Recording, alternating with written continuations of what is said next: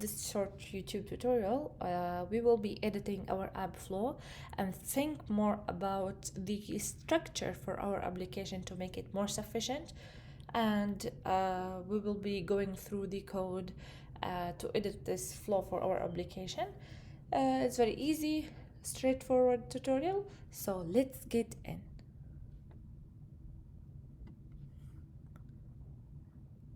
Okay, let me zoom in our Visual Studio.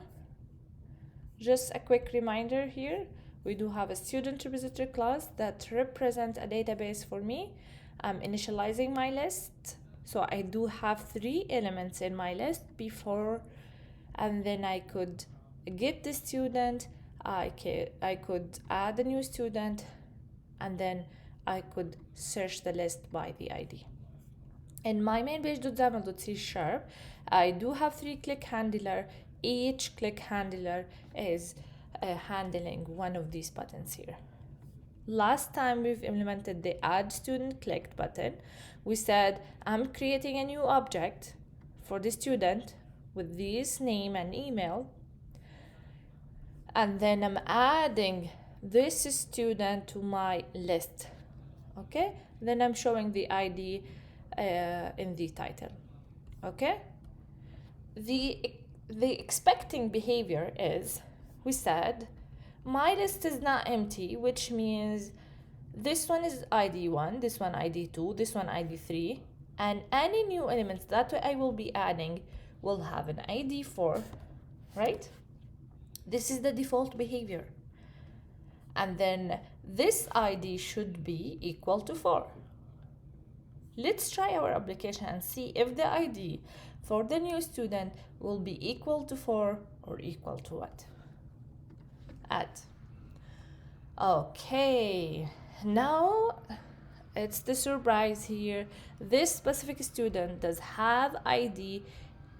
not have an ID equal to 4, does have an ID equal to 1, which means this is the first student in my list. Why this is going on? Let's look it up.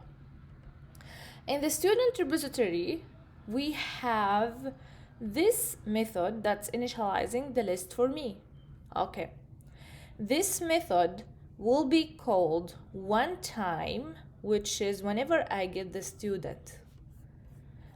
Did I get the student anywhere here in my application?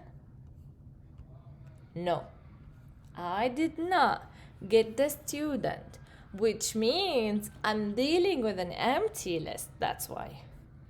So how to fix that is, maybe you could just student repository dot get student, and this gonna be, or even it's public, so I could initialize it here, student repository dot initialize list. I can call this method here. Get student is returning a list for me, so var list is gonna be equal to, right? In this case, I'm initializing the list and returning the list, and again I'm initializing the list. Okay, so let's try the first line here and rerun the app. I'm getting the student, which means my get student is calling initialize list, so the ID should be 4. Okay, do you agree on that?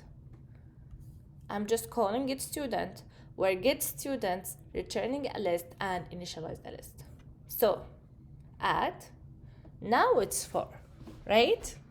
Now it's correct. But is it really correct to give the user the ability or the access to initialize the list method? Or it should be private for the class. Only the class can initialize the list for me. Because like here, I could easily access to my list, which means I could call this method here, and then here, and then here, which means I will be having duplicate credit for a student. So the first thing that I need to edit is change the initialize list accessibility. I only need the class to initialize my list. This is the first thing. The second thing that I'm looking for is that we will be implementing here, which is the static constructor. Okay, we said any class has a constructor, right? Looking here at the student, it does have a constructor, even if I write it or I did not write it. If I did not write it, which means it's the default constructor. Okay, and this constructor in any normal class, will be called if I'm trying to create an object, right? Look, I'm trying to create an object, so I'm calling the constructor. What about the constructor for this static class when it's going to be called? Okay, keep this question in your mind and let me write it down. We usually write a constructor by public, we write the access modifier, and then static, since it's in a static class, and then it's gonna have the same name as my class, right? This is the normal way to write a constructor. But any static class, you should remember that the constructor will not allowing you to put an access modifier. Look here, access modifiers are not allowed on static constructor. Okay, so I need to remove it. Even public, private, internal are not allowed here for my static constructor.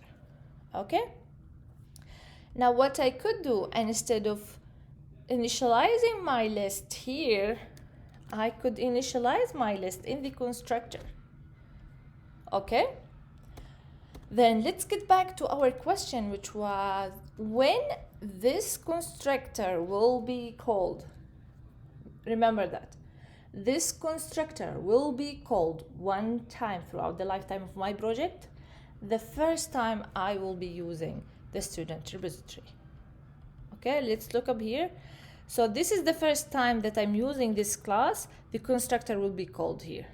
Okay, once I'm using this class, then the constructor been called, and then my list been initialized. So I should as well see now an ID equal to 4 whenever I click the add student. Let's see.